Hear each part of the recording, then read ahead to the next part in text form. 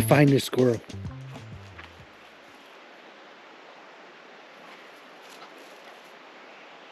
Where is it?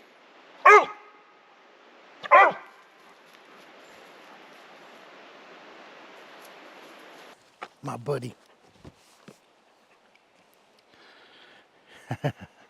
Good old Geely. I brought him his favorite snacks, and now he is so ready to camp.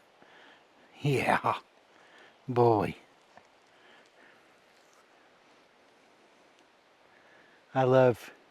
There's two kinds of plants that I really, and I don't know really why, but I love ferns and palm trees.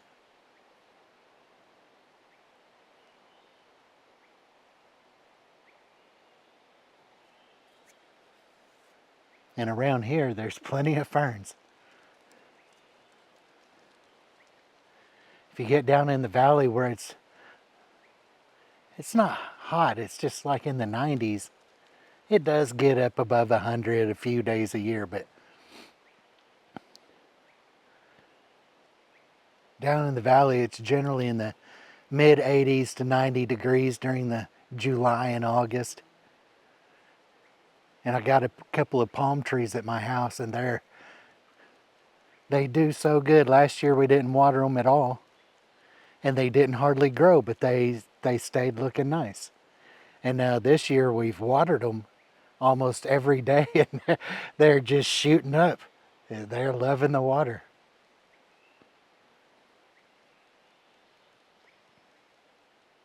They're only about this tall. One's a little bit taller than me, and then one's about chest height right now. They're still young.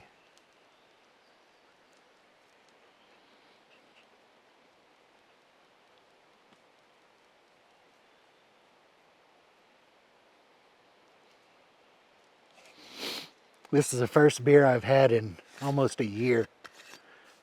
But I've been working hard.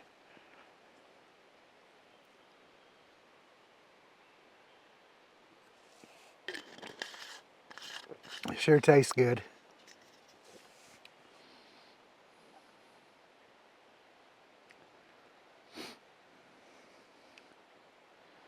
The people that's camping, I don't even know if they're camping. Maybe they were just down here enjoying the day. But right now, I'm the only person down here. The only person here. And there's a couple of one vault toilet. It's about 100 yards from here.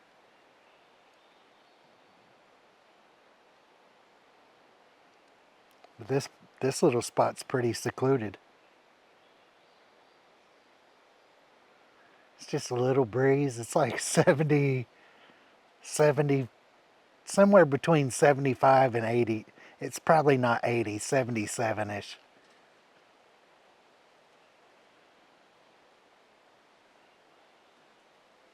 We're going into the last half of July. I grew up, well, not grew up, I was almost an adult when we moved to Oklahoma from California. But spent most of my adult life in Oklahoma and Texas. And you guys know, if you're from Oklahoma or Texas, just how hot and humid it is. The real temperature could be 104, but with the humidity, it feels like 120. And you walk outside just standing in the shade, not doing anything, just sit down in the shade and be sweating this time of year. I haven't second guessed moving back here to the West Coast.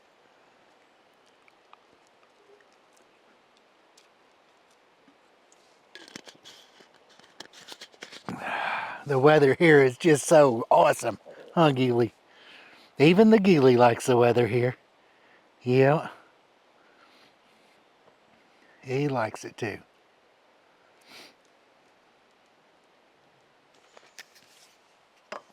I want another beer. I only brought a few. Man, I've had this ice chest for a while. I've taken good care of it.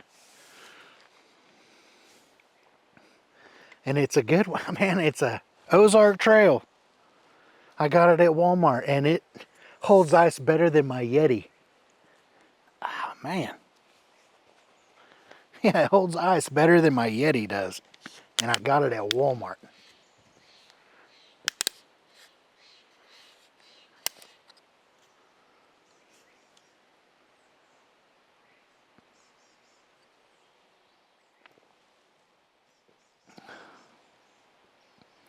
I've had a lot of people ask, what cooler do they take on their motorcycle?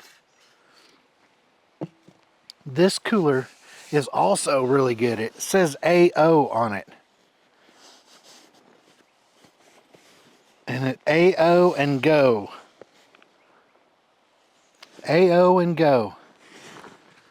And I've had this on several motorcycle trips. And it'll keep, that bag will keep ice for 2 days. It's awesome.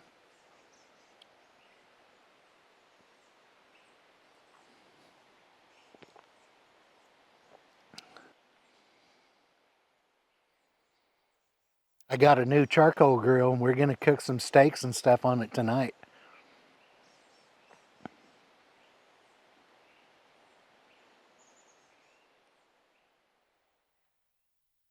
It's a little bigger than I thought it would be. Like, I saw the dimensions when I bought it, but I didn't really realize. I underestimated. I should have got the next size smaller. They make a couple different sizes of them.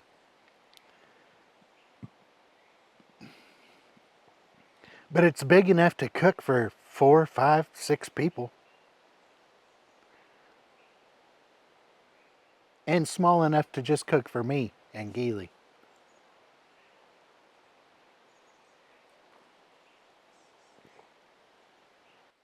I bought a new, I don't know if you can see it, but a new, it says 12 liters. It's like a 3-gallon water jug to bring camping.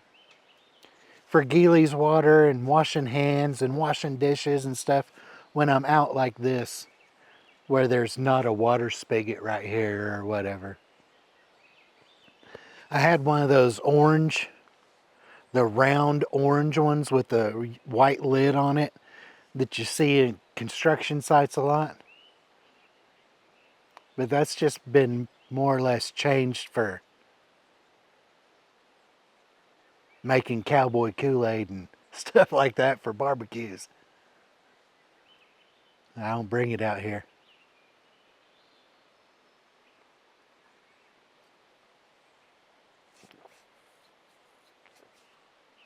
But you can come out to these places and have a really good time if you just bring the right stuff.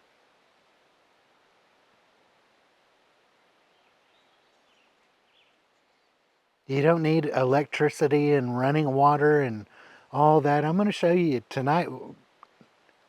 It's going to be lit up like, it's going to be lit up well around here tonight till we're ready to go to bed. I got a new lantern. The only light source we had when I was a kid other than a flashlight. Just a gas lantern. With the mantles, you'll see.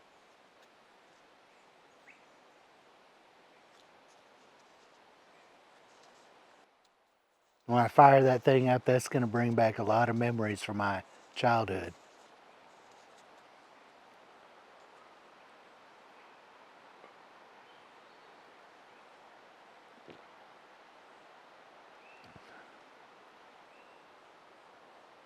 Do you guys take some kind of protection out in the woods with you? You know, I've never had to have it, never had to use it. But I feel a lot more comfortable with it than without it. Like the old saying goes, it's better to have it and not need it than to need it and not have it.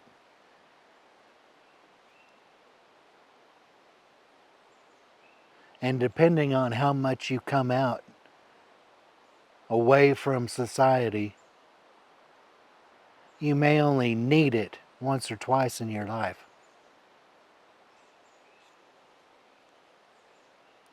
Fortunately, I haven't ever needed it. But if you use this up here, most of the time you won't ever need it. But sometimes you can't help it. You know, the scaredest I've ever been out in the woods, I got really scared one time when I was a kid.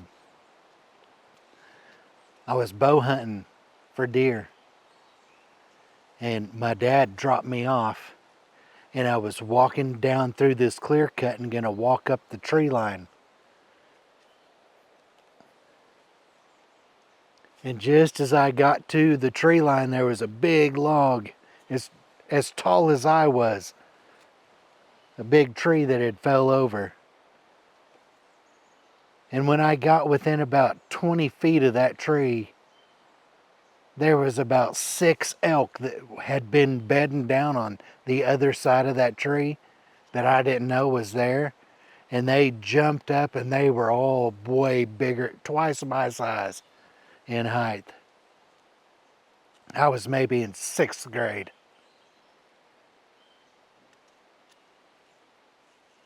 And being that close, and they were snorting and bugling and stomping their feet. And for just 10 seconds, I was really scared because all I had was that bow. And they could have trampled me. At least that's what was going through my mind.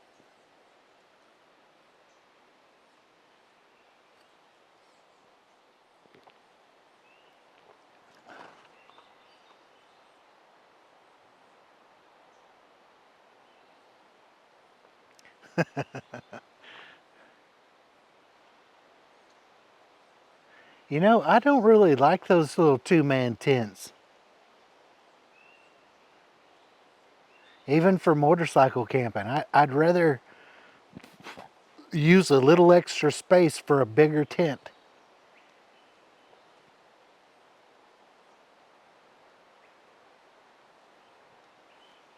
That's just me.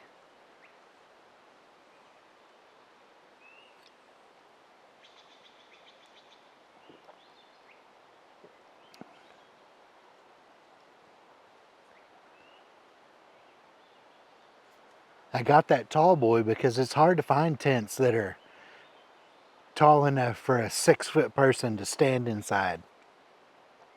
Because I want to stand up and put my pants on and my shirt on, and I don't like getting dressed laying down, putting my pants on, laying down, and raising up and putting my shirt on and having to hunker down and get out the door.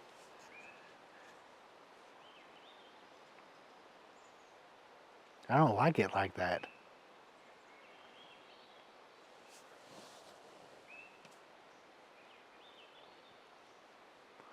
I bet my dog's in the tent, huh? He's crashed out. I'm gonna go around and check some stuff out.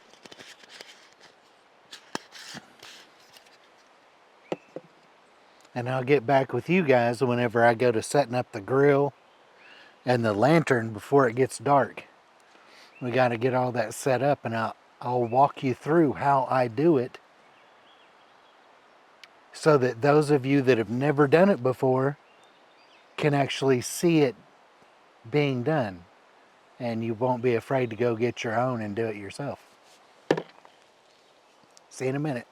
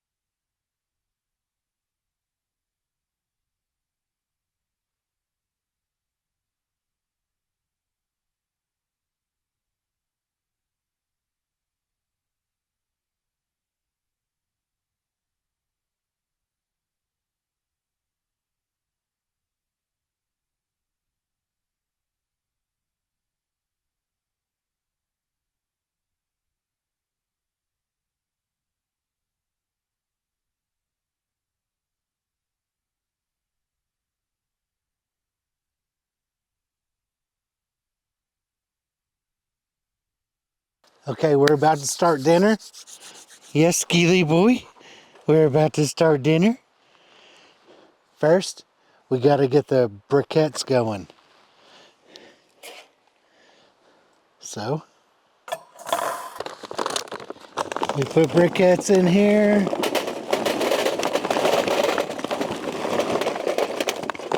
That's enough. That's plenty. These are match lights, so I hope they light easily. It says they're supposed to.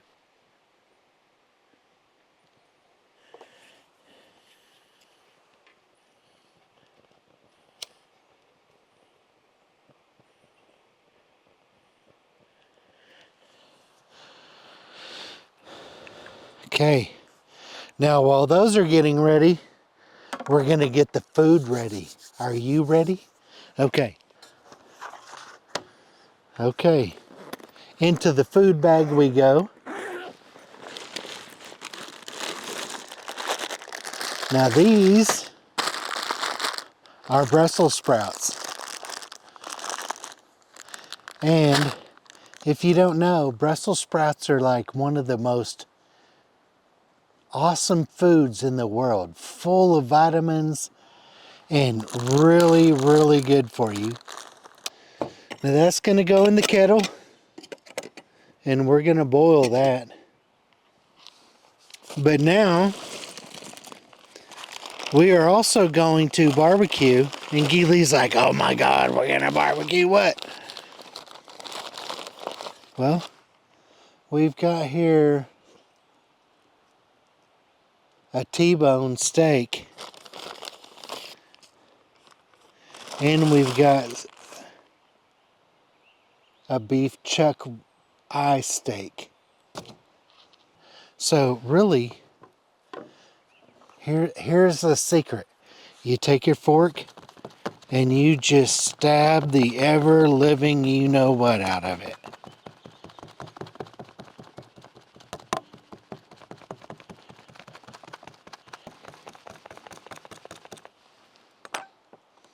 Put your secret sauce on there.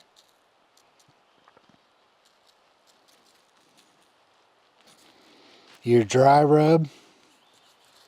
And you rub it in.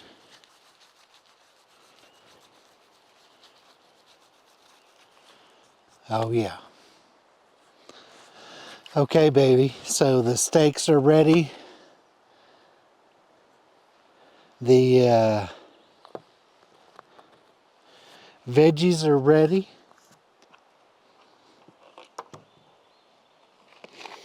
Now we're getting another beer.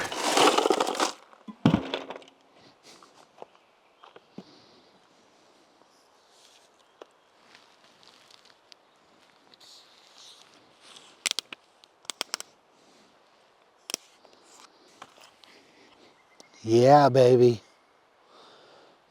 Those coals are almost ready. You start the coals, then you prep all the food. By then, the coals will be just about ready.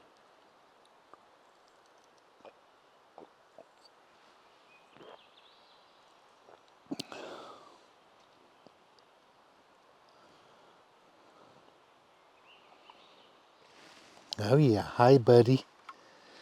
Hi mister. Hi you Mr. Geely boy. Oh boy. We're cooking foods. Yeah, he says, I know I'm about to get a big old steak. Yes, I know I am. Yeah, he knows he is. Oh boy. I have the hiccups from this beer. I tell you what. I do. Yeah. Oh boy. There we go. Now we're cooking. Steak and Brussels sprouts. That smell is coming right at me and it smells so good. charcoal and steak. Man, it's hard to beat that.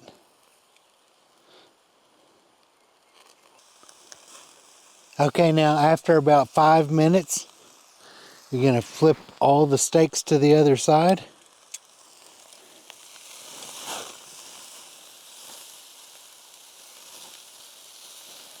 That one just came apart in pieces, baby.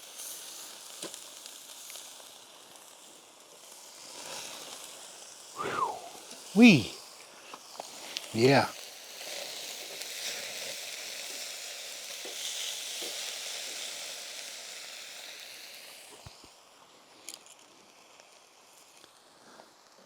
Does that look good or what?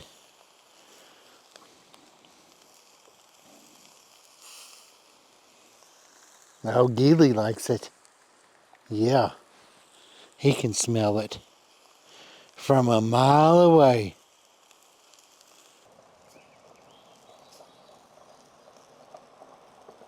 I think the steak is just about done.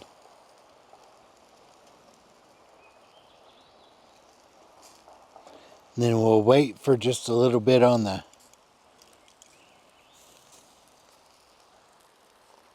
Oh yeah. We'll wait for just a little bit on these. Geely says, oh my gosh, oh my gosh. Let's see what this steak is like. We are going to eat some of this steak now. I don't use my prep knife.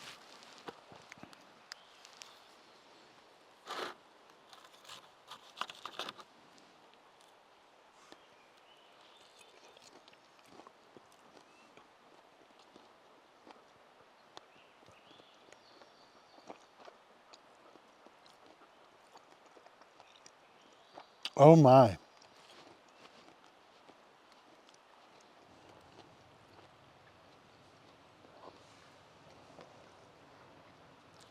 Nope, somebody's coming down here with a camper.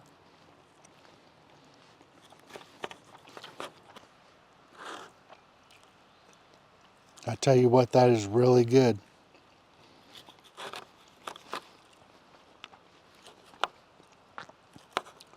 Now before you say, hey, you're going to detemper your knife by cutting that steak. Let me tell you that it takes several hundred degrees to temper a knife. And cutting into a steak for just a second is not going to detemper it.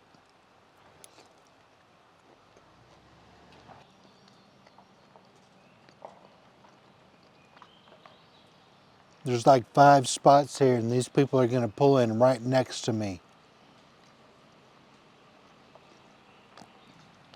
It's Wednesday.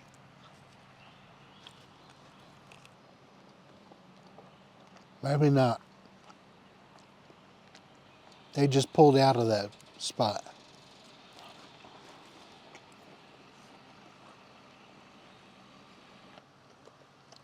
No. You don't have to eat your meat and vegetables at the same time. You can eat them at different times.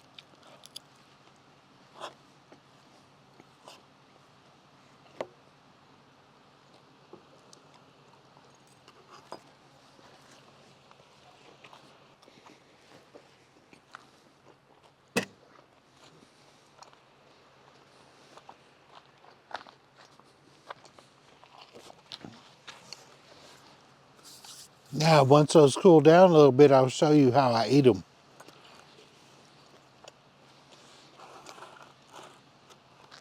I bet you it's different than how you eat them. Brussels sprouts.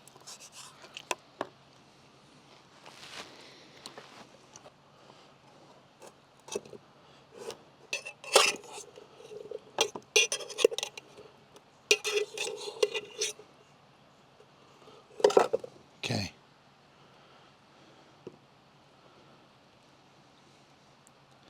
Now you see all that?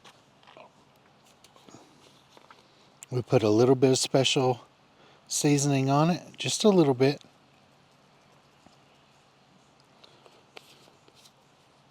Then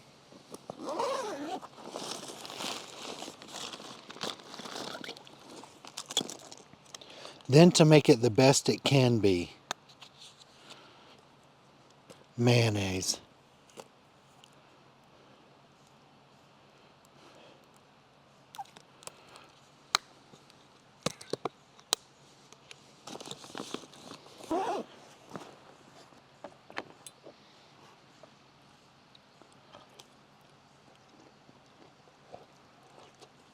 Oh man.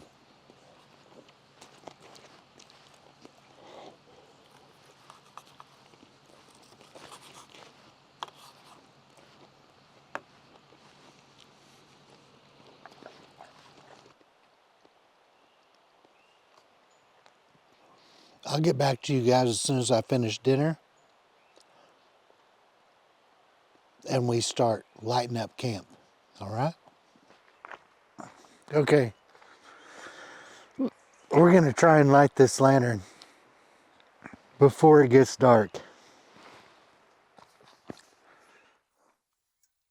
So you got to unscrew the pump.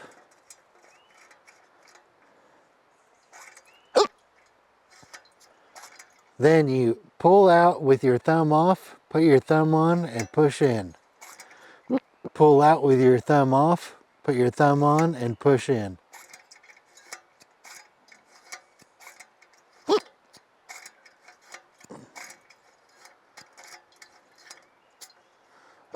Then you screw it in.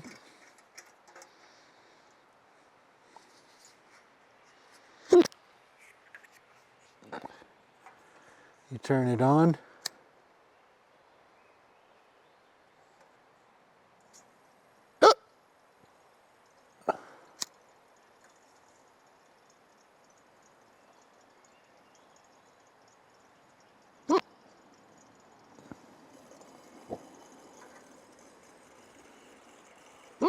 And you turn the gas on.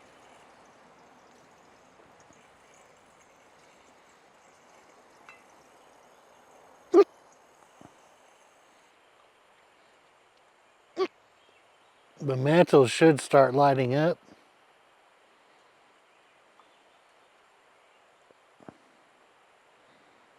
I still have the hiccups from dinner.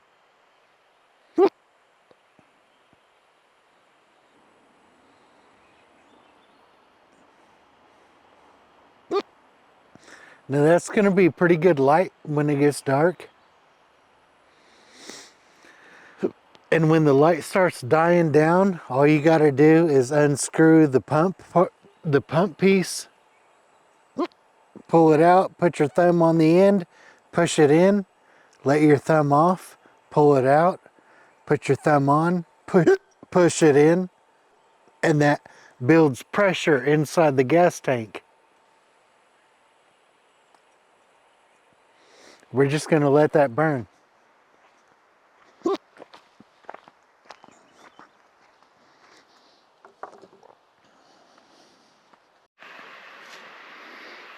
Well, this is how the night ends.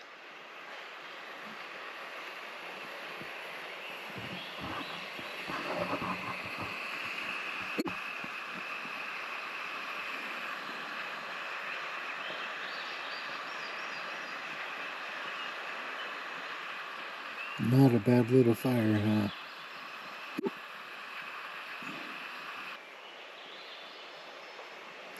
We got some neighbors over there.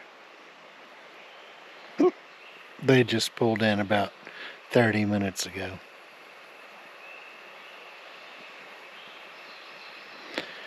But I'm going to sit here. It's like, it's almost 9 o'clock at night. Which means it's going to be dark here in a little bit.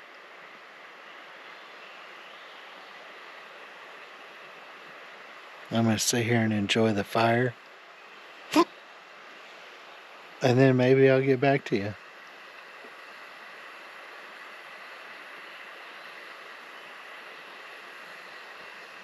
you. Or maybe I'll see you in the morning. We'll see.